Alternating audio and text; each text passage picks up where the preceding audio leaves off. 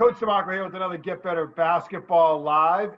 Today I'm going to talk with the head basketball coach at Central Mountain High School in Pennsylvania, Tyler Bardo, about using and reading wide pin downs in a motion offense. You're not going to want to miss it. Another Get Better Basketball Live is up now. Coach DeMarco here with Get Better Basketball Live, and today my guest is Tyler Bardo, head basketball coach at Central Mountain High School in Pennsylvania. How you doing today, Coach? I'm doing fantastic. Thank you. How are you?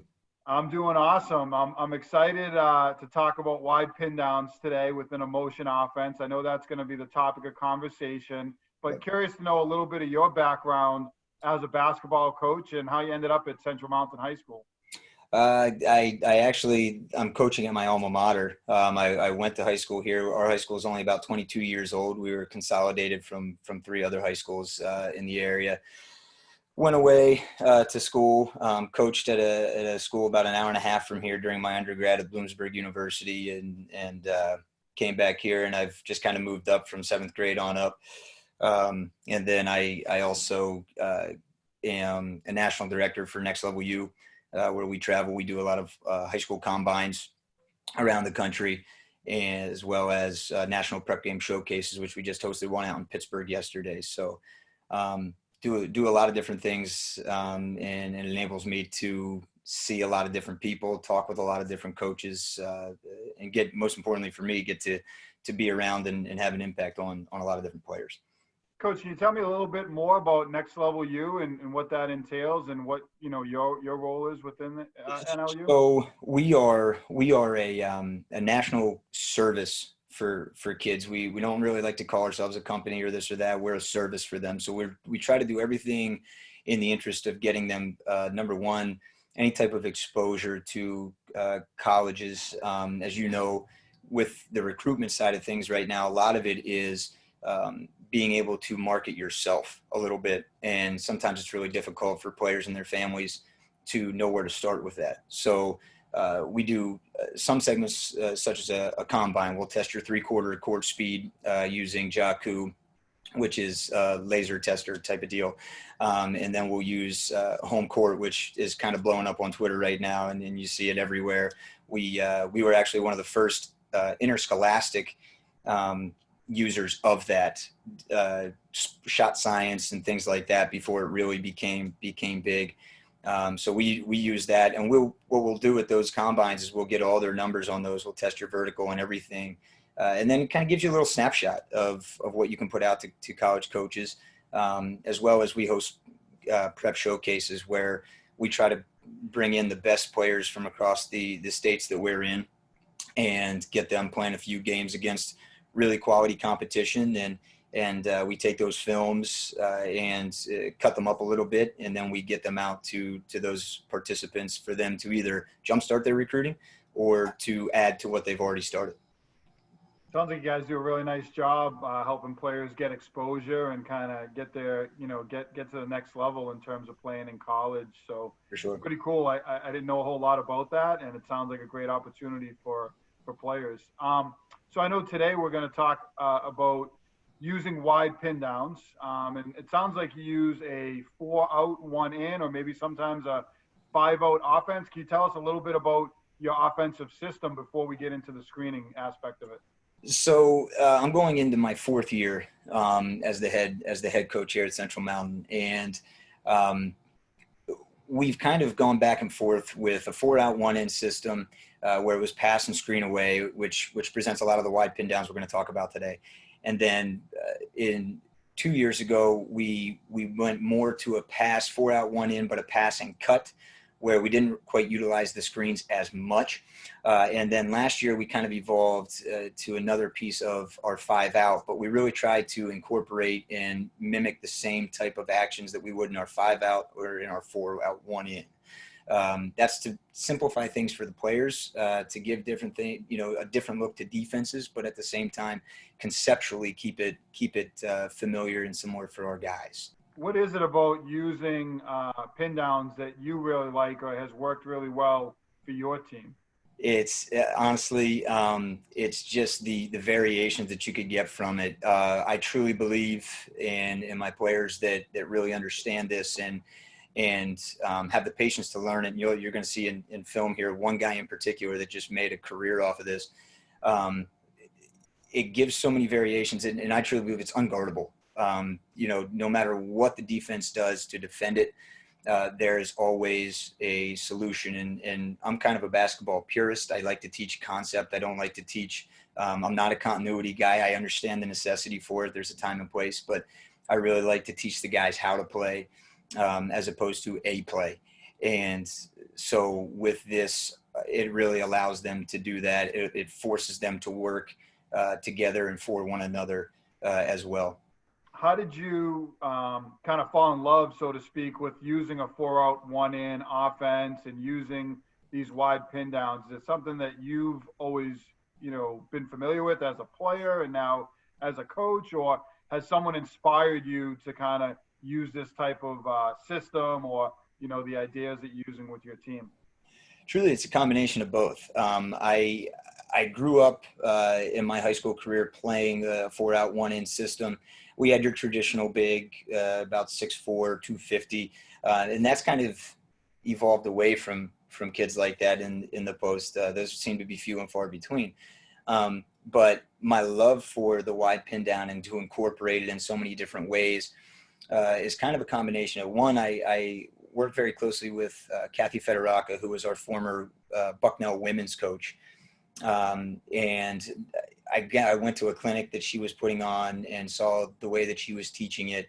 And it just resonated with me that this is a way that we can revolutionize the 4-out, 1-in as opposed to, a lot of traditional down screens where you're going into the post and screening somebody out, but also you're giving them ways to kind of make it their own, if you will. And again, that goes back to that basketball purist type of thing. And so many of the quick hitters and the sets that we run use, a wide pin down action. And therefore, if, in my opinion, you just enhance those things in those special situations or, end of game situations with the understanding of how to come off of that screen. So, Coach, before we jump into film clips and some of the diagrams, which I am excited to check out, just curious about your offensive system. Is it, more conceptual? Is it more of a flow type? Or are you using, I heard you mention quick hitters. So is it a combination of both? Are you using more quick hitters with the 4-out, 1-in set? How would you describe what you're doing with your team? I would say that our offense is, we compartmentalize it into 5 parts. So we have our early offense, which is our primary and secondary. Then we'll get into our flow offense, which is more, as you said, conceptual. I'm very much conceptual. That's the perfect way to describe just the way that I look and view basketball and the way I feel it should be taught. And then from there, we'll go into our special situations, or our hitters, if you will. We go two or three straight possessions. Either we don't get a shot or a good shot. We might call a hitter for a player and try to get him in a high percentage area. Then we have a special series of ATOs specifically for that reason and that reason only. And then you have your end of game situations. So that we practice seldom. I call them my shirt pocket plays. They always stay in the shirt pocket during the game.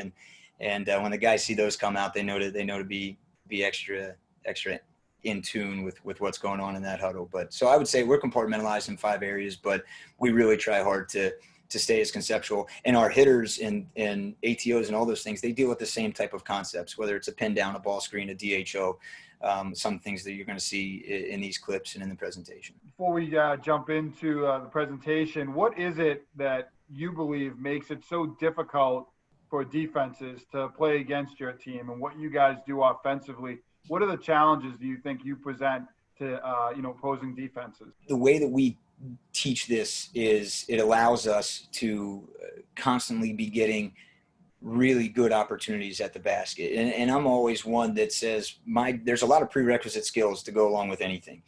And the one thing that I can do with the concepts and the hitters and the things that we put in is just provide the best opportunity for our team, for our players to get an opportunity to score. And, the prerequisite skills of shooting and those types of things, the players got to take care of those on their own. And you're going to see in the clips that I didn't just put in makes, you know what I mean? Like I didn't just put in that our team is, you know, phenomenal all the time. There's definitely going to be some mistakes that you see, but the idea is that you're getting to see the opportunity that we've created. So I think that the fact that we're able to create so many opportunities, and again, when we drill it and we can become fluent and in harmony with this, and the wide pin downs in particular with the 2 or 3 guys that are involved, you know, it really makes it difficult for that defense to kind of pick your poison, and we're going to take the other one. As we transition now into, you know, checking out the presentation and some of the film clips, can you just, you know, give us a little bit of background? What are we going to be seeing here in terms of wide pin downs? We're going to see some of the different reads, just how you're using them with your team, but what are we going to see in these clips and then, you know, the presentation? So what I'm going to do is I'm going to take you through the presentation first, which I've put into a PowerPoint, and just help you to understand where my mind is whenever we're incorporating these things and when we're starting to teach them. And then you're going to see them play out within our offense. After we get to just a couple simple pass and screen aways, you're going to see how we take those pin down screens and we can put them into a pinch post action, which is just another variation to our motion offense, 4 out, 1 in. And where we're able to utilize our post player, because in a you know, predominant guard system, which most basketball teams are today and organizations are today, sometimes at the high school level, that post player can get forgotten about. So that pinch post option is just a way for us to make sure our guards understand there's a guy inside, he can work for us, he can work for you, and really kind of change the landscape of our offense a little bit at times too. All right, well, I'm excited to check this out, so let's jump into it. All right, so we're going to take a look at the motion offense with our focus on our wide pin downs. And the first thing we have to understand about the wide pin down is that it is a collaborative work. And it's collaborative between the cutter, the screener, and one thing I didn't put on here, but I probably should have, is the passer as well. Our cutter has to have consistent footwork. One of the things that you're going to see on the clips, one of the things that you're going to see as this PowerPoint presentation continues, is there is a read step that goes along with what that cutter needs to do. And my read step, and the way that I teach it, it's got to be the ankle on the ankle. So the outside foot to the outside foot, the cutter to the screener. And it has to be consistent to get the best possible opportunity to read and be as efficient as possible.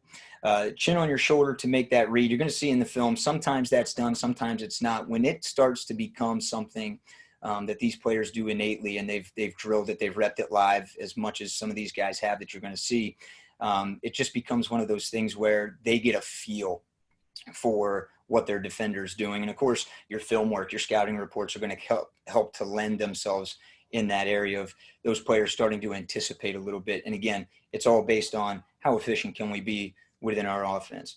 And then the most important thing to me for the cutter is their pace. And I stress to my guys, be explosive and not fast. And you're going to see the defense, let them race to the space. Don't be that guy that races to the space on the offensive side, because your read step, everything that you're doing off this wide pin down, is working with and for somebody else. This screener, for us, it's a wide stance. We particularly like to straddle that 3-point line. Of course, if the ball is on the weak slot, their defender may not be there. So that changes and varies from depending on the defense and strategy that team is using. The biggest one for me for this one is smack dab in the middle here. It's stay and work. And we've all had players at the high school level that when their job is to set a screen, they think that's the only thing their job is. And while it's the most important thing they can do at that time in that moment, sometimes they feel the only way that they're relevant is if they immediately get out of the screen and find themselves with their hands up, calling for the basketball. They want to be somebody that scores, as all players do. We know that stat has kind of overrun basketball, and sometimes kids believe that, you know, to score is the most important thing. And a lot of times, you know, we talk to our guys about playing their 95, and that's, you know, something I took from Billy Donovan. And 95% of your time on the floor, no matter how much time you're getting, whether it's 4 minutes or 28 minutes, 95% of that time is spent without the basketball in your hands, and you have to be effective. It's the reason that Klay Thompson's able to put up 37 and a quarter on 4 dribbles or whatever it was, something insane that time. You know, it's that that ability to be efficient. So stay and work for somebody else, because if you do that, you're going to see in one of these clips, one of these screeners just does a phenomenal job of staying and staying and staying, and eventually he becomes the wide open man. And then always understanding yourself as a scoring option. While it is your job to go work for somebody else, that cutter's got to work for you. And you see at the bottom here, I put the two have to be communicative. They've got to be synchronous or harmonized. And again, work for, not with. And that's my way of telling my guys that they need to work for somebody else. And that's first and foremost. And I don't even want you to think about working with somebody else on this. I need you to think about working for, because just as much as we think that that screen being set for that cutter, that play or that action is specifically for that cutter, a lot of times we'll set somebody up, and I know a lot of coaches do this strategically, is they'll put their better player in the position to come off the screen, knowing that that defense is going to go with them, pay them a lot of attention, and it opens something else up for somebody else. So always thinking about working for and not with, and that goes both ways when we're talking about our wide pin downs. So one of the first things I teach my guys is they have to understand there's 4 ways that a defense can defend this, a wide pin down. Now this is primarily off of seeing a man defense, but of course we understand that in a zone, if you're in a certain space, that is man defense, because that player is responsible for anybody coming through that zone. So it can be used, although not as often within zone defenses. The 4 ways they can defend it here: chase, which if they chase it, they're just following the cutter over top of the screen. You see that in the picture here. Now this picture was of a ball screen, but it gives exactly what I'm looking for folks to envision here. If they fight, the defender fights through the screen. And again, this is the defender of the cutter. If he fights through the screen, he's going to go through the chest. And I mark here that this is the only read where the defender stays level with the screener. And that is one of the things that I always talk to my guys about. When you are setting a guy up, there's that old school way of where you would walk him all the way to the baseline or walk him all the way down to the block, and we call it a V cut, right? And then they explode up. But what that becomes is, who's the fastest guy, who's the better athlete, who's the stronger guy. So I encourage my guys to very legitimately walk them to the level of the screen, their defender to the level of the screen. So that way you're putting that screener in front of that defender, and that defender has to make a decision, and one that very clearly you can read in a quick fashion. And again, working towards being as efficient as possible on that. Of course, they can deny it, where they disallow the cut. And then the last one would be going under, and I've said it before, but that race to space. And they're going to try and get there before you do to either not allow the pass to happen or to jump in front of the pass, that passing lane for a steal. So everything in basketball, in my opinion, is read and then react. And again, I said I'm kind of a basketball purist when it comes to that. Love to teach concepts. So in the event of the cutter's defender chasing, then what I am deeming that is a tight curl. So we'll go over the footwork, and you'll see some of that footwork, but I'll bring it to light now. Is I'm going to say 1 up and 1 down. And I had spoken earlier about your ankles on ankles. So I want my my offensive guy, the cutter, putting his outside ankle. If I'm on the left wing, it's going to be my right foot, as you'll see here, and my screener's left foot. So the high side of the screener and my outside foot of my cutter have to be as side by side as possible. And that's to alleviate any space, to allow a cutter to, or a defender's cutter's defender to come through and blow that up, as well as making it as routine as possible, because that read step is huge, and it's going to be the basis every single time. And it's the first piece and the most important piece to making sure that we get a true read and that we are as impossible to guard, as unpredictable as possible within our offense. If that screener fights through, and again, that's the one where this is the only one where that defender is going to stay level with the screen, then we would call that a straight flash. Now, my guys might come off of that and they might say flash, flash, flash, as opposed to the mouthful that straight flash cut is. but they're going to flash direct line to the basketball, and that cutter's defender is going to be hung up on the chest of our screener. Of course, deny, traditional backdoor there, and then if they go under, we'll have our flare or our fade. The most important thing again, though, is that all of these have that 1 foot, that ankle on ankle, outside to outside, to give that same read step and make that defender see, whatever it is, or try to, if they got beat going over the top one time, maybe they go under, but you have a solution to any problem that you could face within that defense. Next would be teach the feet. And there again, I'm going to point out the read step, the ankles on ankles. It's something that I picked up from Gannon Baker several years ago, talking about how to come off of, attack footwork with the ball in your hands. I figured what better way than to use the same thing when I want to teach that read step coming off that screen. So in our chase, the simple terminology would be 1 up, 1 down. And if you're ever at our games or our practices, you're going to hear me say this one a lot, because the way that I particularly want my screeners to set a screen on a defender's cutter, or a cutter's defender, is I want them to set it on the bottom half as often as possible to try and force that defender to go over the top as often as possible. In some cases, we actually, in our hitters, we need that to happen. But we're going to hear 1 up, 1 down. So that's going to allow our cutter to stay connected to our screener. It's going to remind our screener to stay and work. And it's going to, once you get that defender committed to going and chasing over the top, he's coming all the way around our screener. If he fights, we're going to go 1 up and go. So again, it's that 1 up, ankles on ankles, and then go directly to the basketball. If they deny, it's going to be 1 up, 1 back. So you're getting that ankles on ankles. You read that he's overplaying. He's disallowing that cut, and you're going 1 back directly to the rim. And of course, under, we're going to go 1 up. And what I'm going to say is 1 up and throw. So when we go 1 up and throw, a lot of times you'll have that screener rescreen. But what I've found is that a lot of times that rescreen turns into a moving screen. And so to 1 up and throw, I'm going to go 1 up. And then if I'm reading that he goes under, I may take that outside shoulder of my screener, and I may throw him back to the ball as if to tell him, roll, big fella.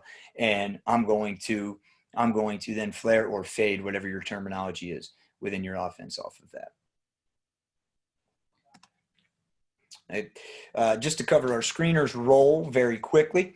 And you can tell I'm a kindergarten teacher here. I like to use wordplay there.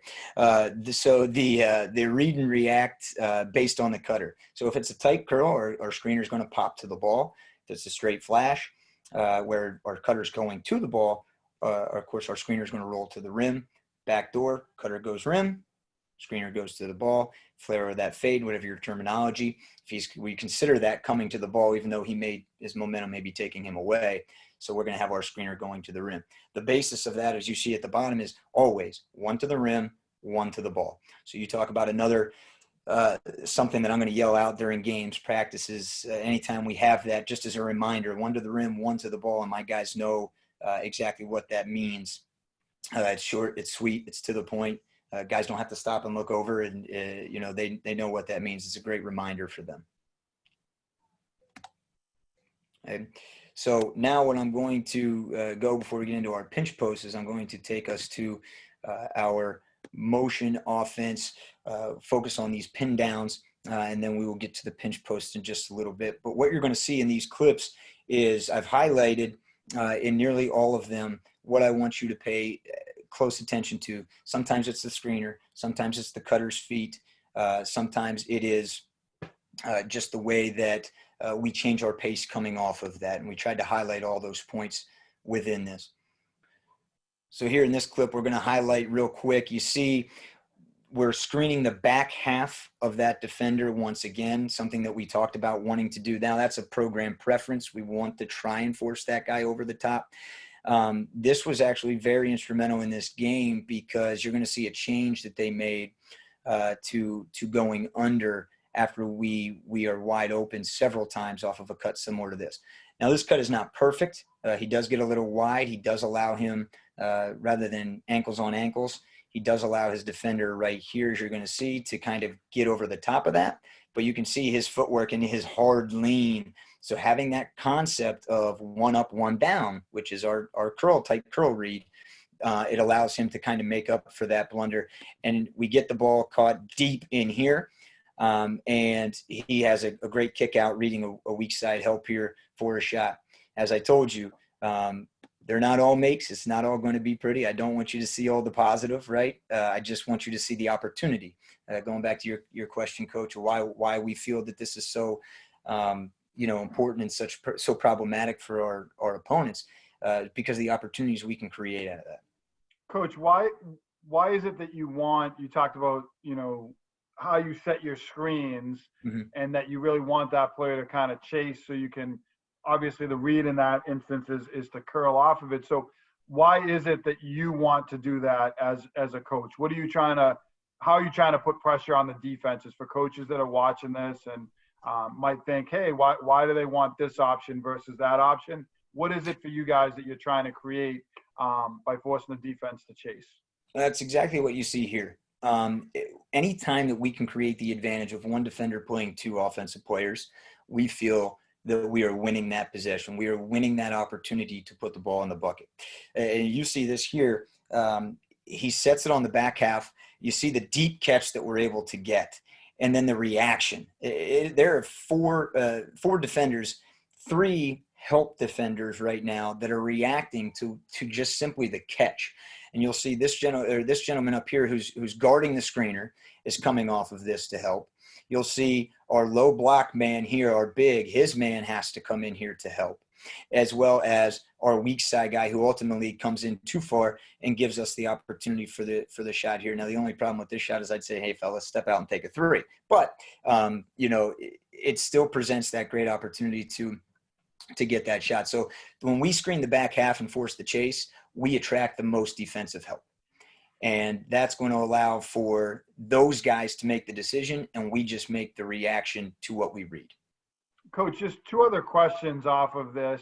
One, I guess the first one being your screener, thinking that sometimes they're going 50% of the time they're going to the rim, and Right. 50% they're going to be a player who pops outside. So are you using, are your screeners able to shoot out on the perimeter? Is that something that you emphasize within your program? And also, are you using traditional posts as screeners, or are you sometimes using guard or wing type players in that role, knowing that they could potentially pop or get to the rim? I know everyone's philosophy is a little different. Just curious to hear what you do with your team.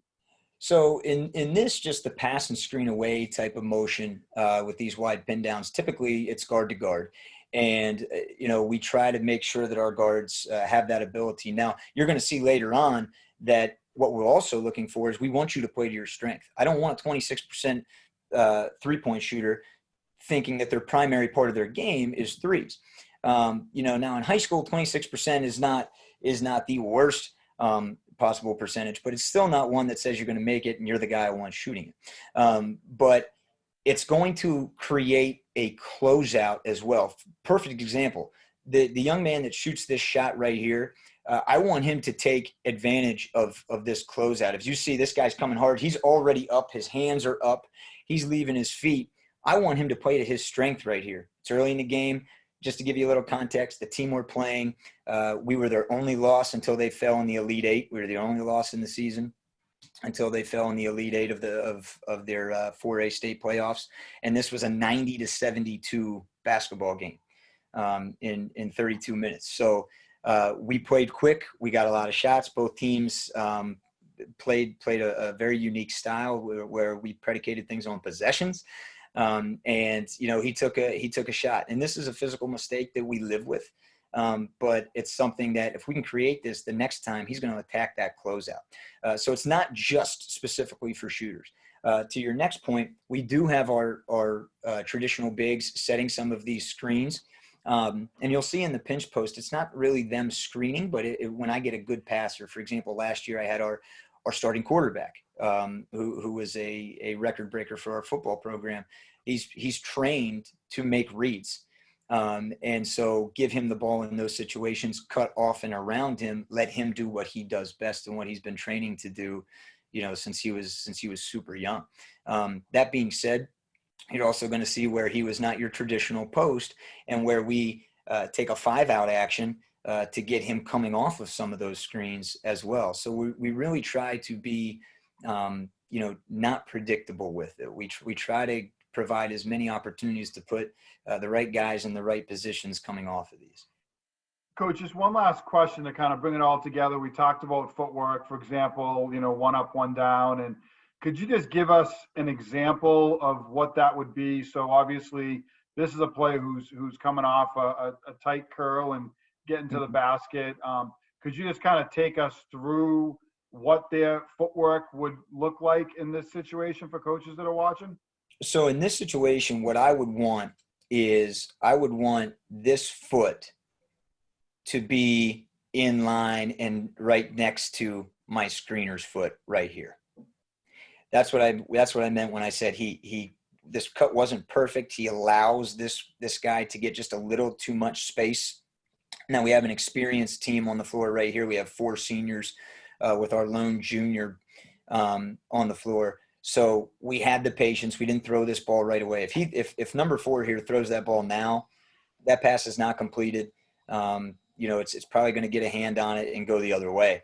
But we are able to, and you see that hard lean he has coming off of that screen. So the knowledge of understanding the read, I need to tight curl, gets him to make up for that mistake. But I would rather this right outside foot to be on this left outside foot of the screener right here to eliminate that space and really force this guy to chase over the top and get more behind as opposed to beside.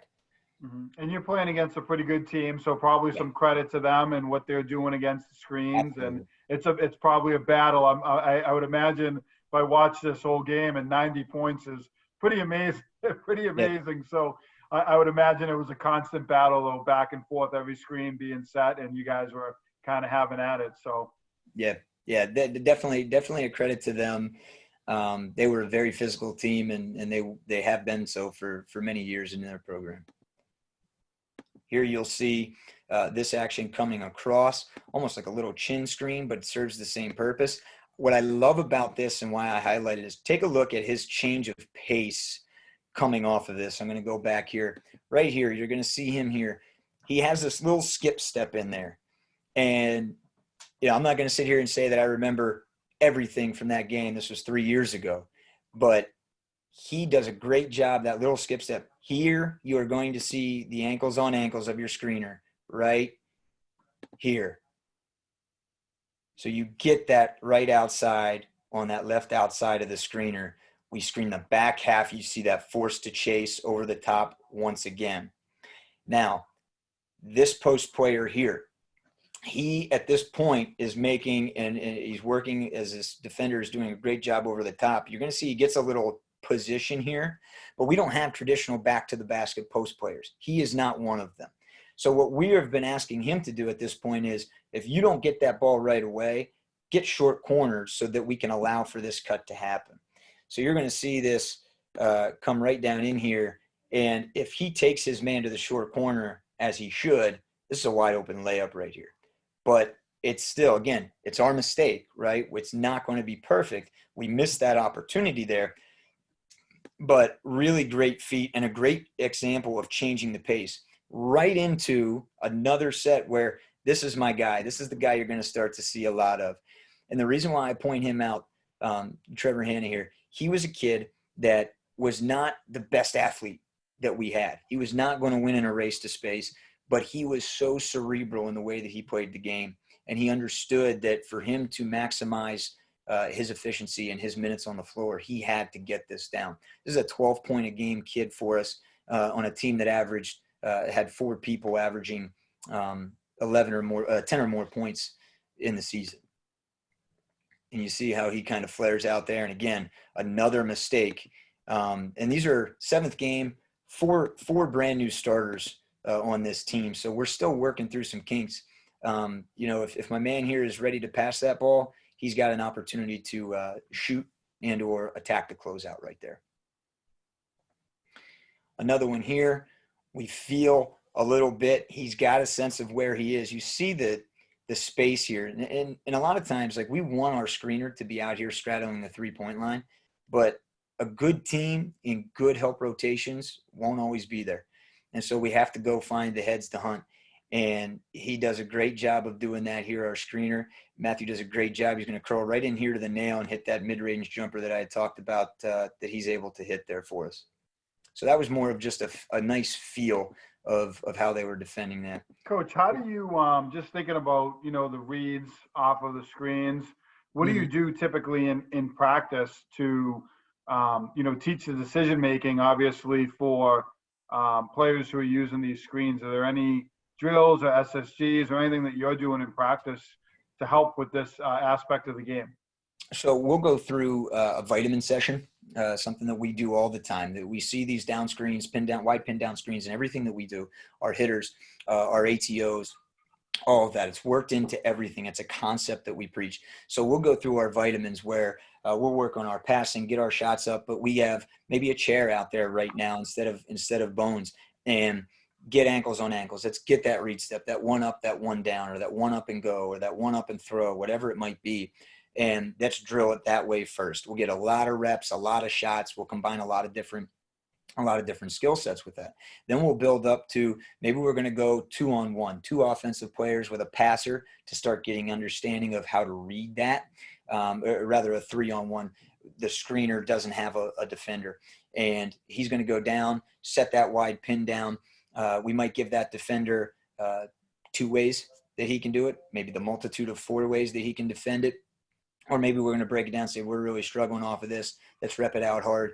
You're just chasing right now. So we'll dictate at first in that. And then we'll work to 2-on-2 live where they're going to go down. Not only are they going to read how that's, how that cutter is coming off and how that defender is playing it, but also how is the hedge man picking you up, and then getting that communication piece between our screener and our cutter. And then if we want to work on some different finishes at the rim against weak side help, we might do a 2v3 where we'll put the weak side on the block and go contest once that ball gets to the rim. Give us an example as we kind of go through these clips. When you say like one up and go, one up and throw, I know fading versus curling, but right. The one up aspect of it for coaches who are watching, they want to really get into the fine details of using screens, which I think is so important with any skill. So in this clip right here, you're going to see this player right here give you exactly that, the outside on outside, the ankles on ankles right here. And my screener kind of turns himself here as this man really tried to come underneath. We read that.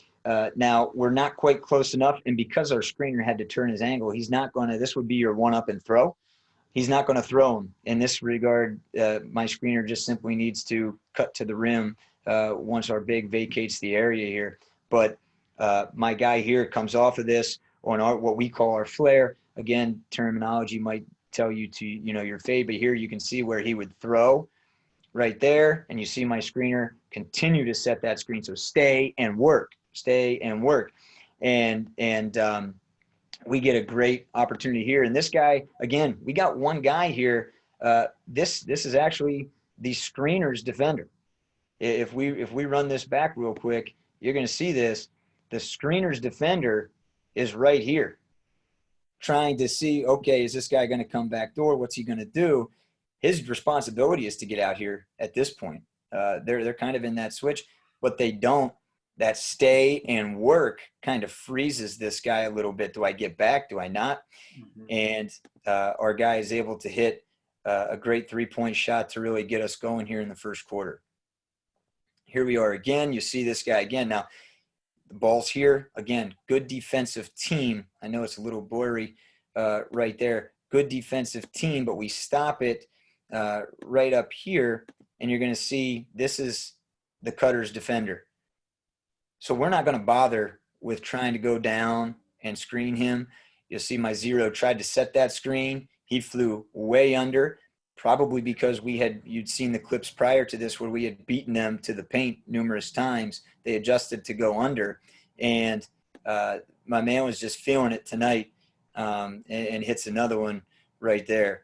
one of our better shooting nights here. Same kid, but again, look at where his defender is. Standing in the paint, at this point, it almost becomes pack line-like on the defensive end, where they're just really making sure we don't get to the rim.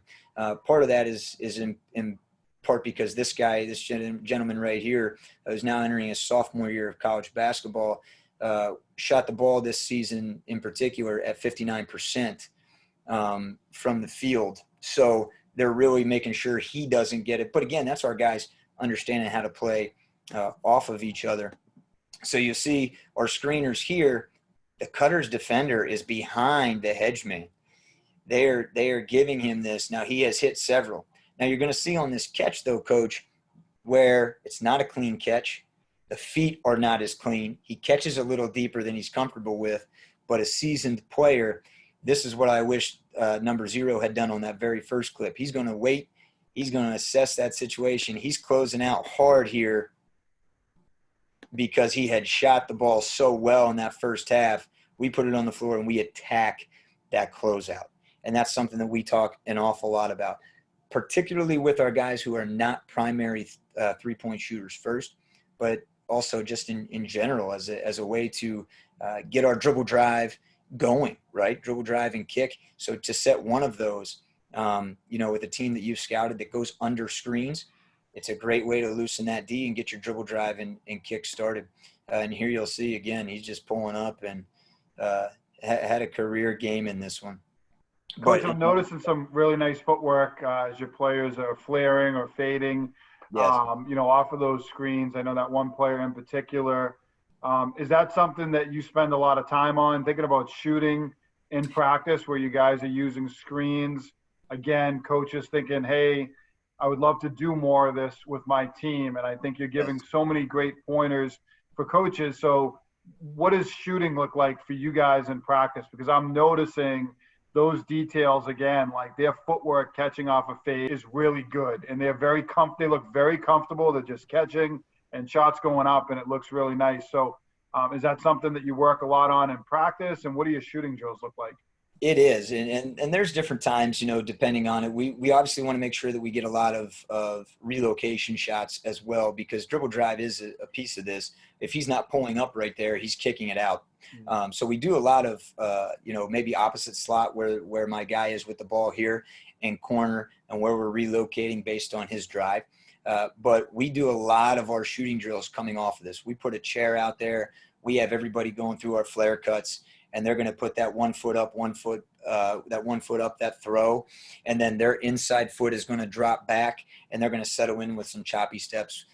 We do a lot of inside pivot shooting, go through our hawk drill, where we'll use opposite blocks. We'll roll the ball to the opposite elbow, and we'll go inside pivot. We'll go outside or reverse pivot and get our shooting, our shots up that way. We never just get to a bucket and say, okay, get shots up.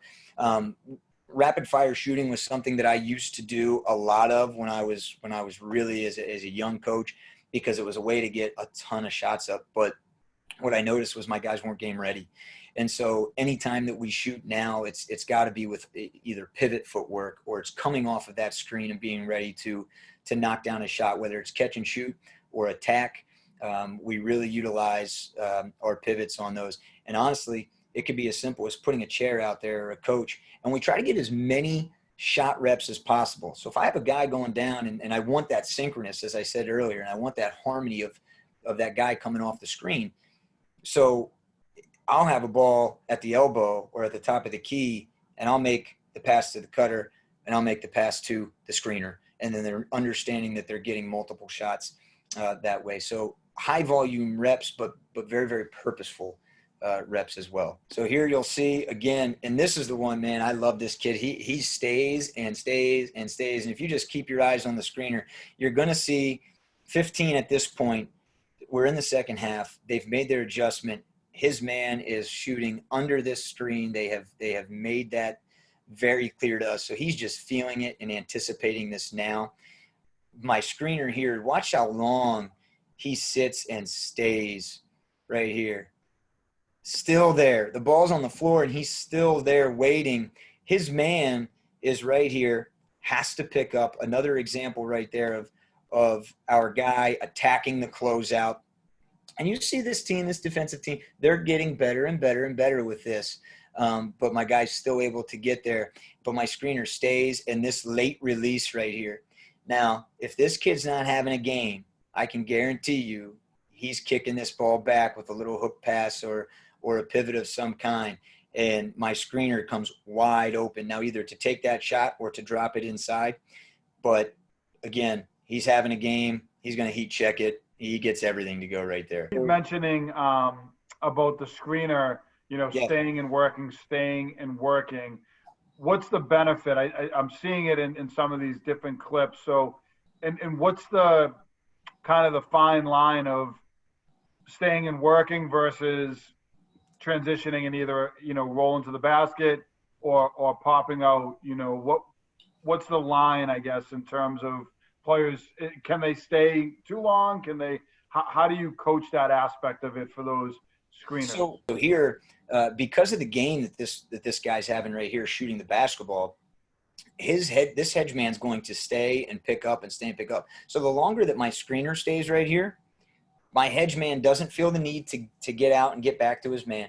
He's going to pay more and more attention to 15 here as the cutter coming off of this screen. And he stays, he waits. At this point, right, and see this, at this point right here, when he beats this man off the dribble and gets him to his hip, this defender has to step up and keep that middle drive from happening. Has to. So by him staying here, this hedge man does not see any need to get out of this help position. So the late leave or the late get out allows this man to become fully engaged and responsible for stopping the ball. And now he's going to come out here, and this kid's a good shooter in his own right. And you see how he's getting out, and he's trained to respace and get out there. And what do we have here? We have the what we talked about earlier is getting that 1 to play 2 advantage for us offensively. But, again, maybe a little heat check. In most games, he's probably making this pass as an unselfish player. But when you're feeling, you're feeling. So I would say, it's understanding your teammates, what they do well, and understanding your personnel. Is this guy right now going to take my guy and pay extra attention to him? And the answer for him was yes. So the longer he stays, the more open he becomes. Now, that being said, you can also look at it and say, if this is a team that's going to more hard hedge, maybe step up to the level of the screen and meet my cutter in the chest. Meet him at the spot, at the friction point, as I would call it, the mesh point of the screen, where it's that ankles on ankles, then he needs to get out much sooner, because it's basically when the screener's defender, the hedge man, engages that cutter. When that happens and he's committed, now it's time to get out. And if, obviously he was hot that night, so he took that shot, but if he had made that pass, to your point, you had that one player defending two, he comes out, it's a dump inside, he sits, easy. It's an open shot. So you made a great point early on in our conversation today, which was it's almost impossible to defend. And as I'm watching these clips, if players make the right decisions, which I'm seeing your guys do here, it is really difficult for defenses to defend. And you end up with, two players playing one guy, and that's leaving someone open. So I'm seeing that as we go through clip after clip here. Absolutely. So here we are, big game. We're in a district title game in this one. You'll see this come down, and 4 is my screener. My guy here makes a great read. His man is coming up and navigating this screen. This is a team we've played. This is the 3rd time we've played this team this season. We're very familiar with each other. But again, this was our base offense that year. And you're still seeing how it's creating an issue for a team that's seen us now 3 times. And our screener does a great job to stay and work. He's not getting out of that screen right away, right, where this guy's not a threat. He goes back door on my cut. Both guys try to get back to him here. My screener just simply opens up. My passer, and that's that 3rd element that has to understand what he's looking at, what that action is. And I oftentimes tell this guy, please don't make this pass over here unless it's a wide open catch and shoot 3. because to a great shooter. Let's make sure we throw that in there. Not just anybody, but a great shooter. Because you're going to miss this action right here, and you're seeing how efficient we can be with it. And this is a great opportunity. As I told you, it's not all pretty. It doesn't all work out that way, but it was the opportunity that was created that we're after. Okay. Here, I believe this is the last clip here of our pin downs. You see my screener? They're in no hurry. They are not trying to win any race. He's shuffling down. He finds where he is. This is my big. The first couple of clips we saw, we were game 7. This is game 23, 24 of the season. So he's not just a post player anymore. He's developing some game. You see, he comes out just a feel. They don't respect it a whole lot. He's able to knock it down right there. So that concludes our pass and screen away pin downs. And now we'll go into how we use that, but within our pinch post. So how to utilize that one in of the 4-out, 1 in.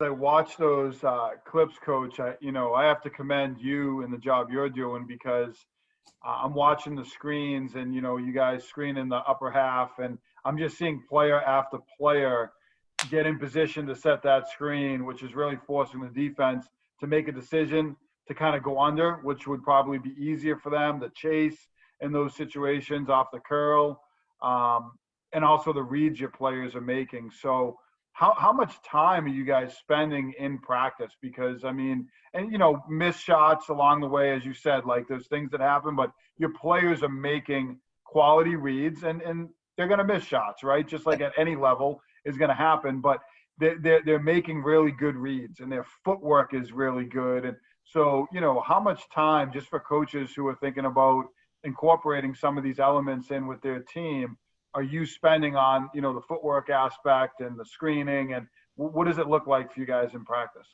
So my skill set is the finite detail, and it's something that I've fallen in love with. And, I'm a very small picture kind of guy. So I tend to err on that side of that finite detail and that footwork. So we spend a good amount of time. Now I can say that we do a lot of the pre-teaching in our off season, probably more in our fall season as opposed to our spring and summer seasons, but we do work on that quite a bit.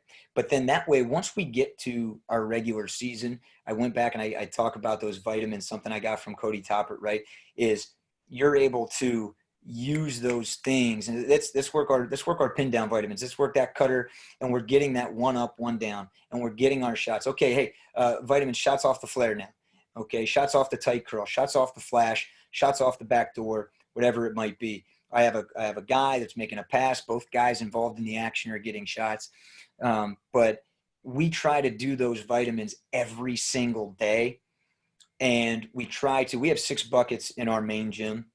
So we try to get as many guys to each side, and we'll use one of the best pieces of advice I ever got was, what's the quickest way to double your money? Fold it over once, put it in your pocket. So do the same thing when you're in the gym. Use both sides of the bucket. Now instead of 6, I got 12, and I'm able to break my groups down, and we rep it out. You don't have to take a lot of practice time for that, but you encourage the pace in the way that they're going. Maybe you give them a makes goal or a shots limit and go from there.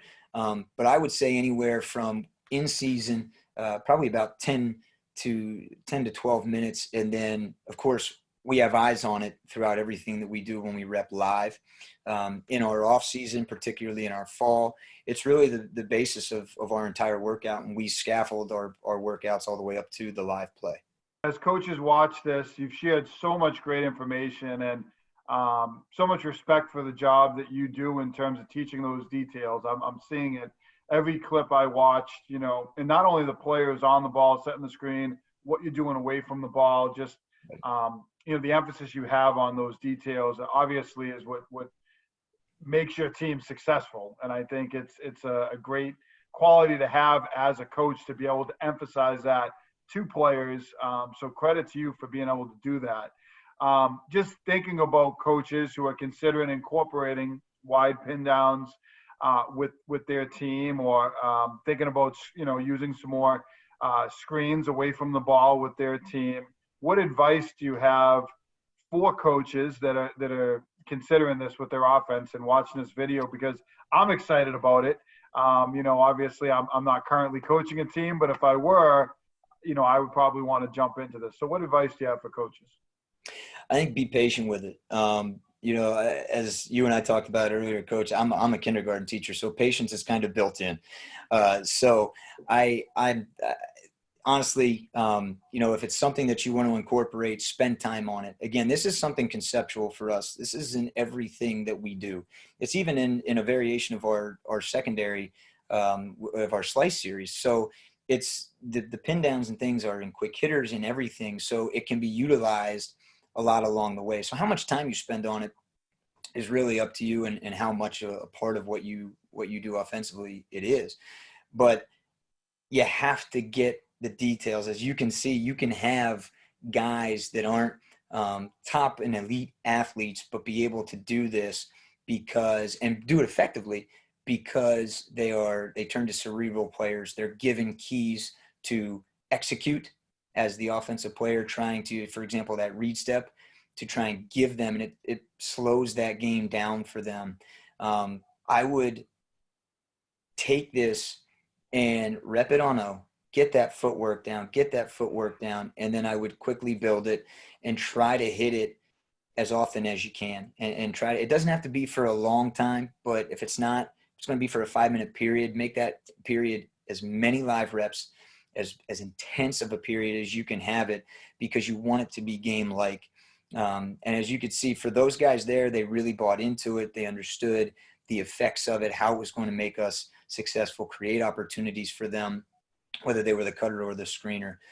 So as much as you can get guys working together, because again, it's going to be that synchronous, that harmonized piece that makes it so successful. So getting a 2-on-0 or a 2-on-1 or a 2-on-3 SSG going is really critical to it. But in this case, get that footwork down, but it's the live reps. It's the live reps that make it what it is.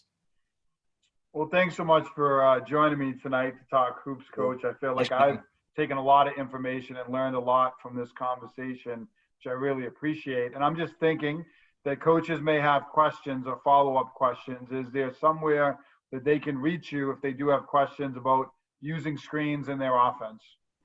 Yeah, they can find me on Twitter at tbardo5, all lowercase. That's at tbardo5, TBARDO, number 5. You can find me there, message me, tweet at me, whatever it might be. From there, we can hook up and I can get you a cell phone number, an email, anything else, wherever the conversation goes. That's awesome. Well, I'm sure you're going to have some coaches that are going to reach out to you, and I hope so. I probably will be hitting you up again too to talk hoops down the road. I do hope we can do this again. So thanks so much for joining me tonight, and hopefully look forward to doing it again in the future. Absolutely, Coach. Thank you, and stay well.